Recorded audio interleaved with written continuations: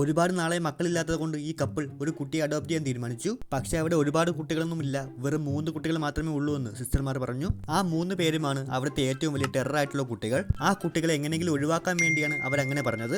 ബാക്കിയുള്ള കുട്ടികളൊക്കെ റൂമിൽ പൂട്ടിയിട്ടിരിക്കുകയാണ്.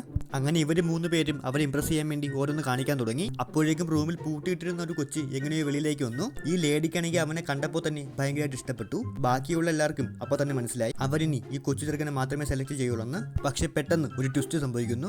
അവന്റെ കൈ ഈ ഡോറയുടെ മുടിയുള്ള ഇവന്റെ നേരെ നീണ്ടു. ഫ്രണ്ട്സിനോടൊക്കെ യാത്ര പറഞ്ഞ് അവൻ ഇറങ്ങാൻ പോവുകയാണ്. പിന്നെ അവരെ എന്ന് ഓർത്തിരിക്കാൻ വേണ്ടി ഇവന്റെ തലേന്ന് കുറച്ച് മുടിയും പിന്നെ മറ്റവന്റെ തലയിൽ മുടിയില്ലാത്തതുകൊണ്ട് അവന്റെ മൂക്കിലെ മുടിയും ഇവ എടുത്തു. തിരിച്ച് വണ്ടിയിൽ പൊയ്ക്കൊണ്ടിരുന്നപ്പോൾ അവന്റെ ഇപ്പോഴത്തെ അച്ഛൻ ഇന്നത്തെ ദിവസത്തിന്റെ പ്രത്യേകത എന്തെന്ന് അവനോട് ചോദിച്ചു. റിപ്ലൈ ഒന്നും വരാത്തത് കൊണ്ട് തന്നെ ആ ലേഡി പറഞ്ഞു, ഇന്നാണ് നിന്റെ ശരിക്കുള്ള ബർത്ത്ഡേ എന്ന്. കാരണം ഇന്നാണല്ലോ അവർക്ക് അവനെ കിട്ടിയത്. ബർത്ത്ഡേ ആയതുകൊണ്ട് തന്നെ നിനക്ക് എന്ത് സമ്മാനമാണ് വേണ്ടതെന്ന് അവർ ചോദിച്ചു. ആദ്യം അവൻ ഒന്നും വേണ്ടാന്നൊക്കെ പറഞ്ഞെങ്കിലും പിന്നെ ആ ലേഡിയുടെ ചെവിയുടെ അടുത്ത് പോയി ഒരു കാര്യം പറഞ്ഞു. അവന്റെ കൂടെ അവന്റെ 2 സുഹൃത്തുക്കളെയും കൂടി വീട്ടിലേക്ക് കൊണ്ടുപോകണമെന്നാണ് അവൻ പറഞ്ഞത്. നിങ്ങൾ പേടിക്കേണ്ട ആവശ്യമില്ല, ഞാൻ കഴിക്കുന്ന ആഹാരം ഡിവൈഡ് ചെയ്ത് അവന്മാരെ കൂടെ കൊടുത്തോളാം, അതുകൊണ്ട് ചിലവ് കൂടത്തില്ല എന്നും അവൻ പറഞ്ഞു. നിനക്ക് അവരെ അത്രയ്ക്ക് ഇഷ്ടമാണോ എന്ന് ചോദിച്ചപ്പോൾ അവൻ വിഷമിച്ച് തലയാട്ടി. അവന്റെ വിഷമം കണ്ടപ്പോൾ ഈ ലേഡി വണ്ടി തിരിച്ച് ഓർഫനേജിലേക്ക് വിടാൻ പറഞ്ഞു. എന്നിട്ട് അവനെ അവിടെ ആക്കിയിട്ട് ഈ കൊച്ചു ചെറുക്കനെ കൊണ്ട് തിരിച്ച് വീട്ടിലേക്ക് പോയി. ഇത്രയ്ക്കും ഗതി കെട്ടവൻ ഈ ലോകത്ത് വേറെ ആരെങ്കിലും കാണുമോ ദൈവമേ?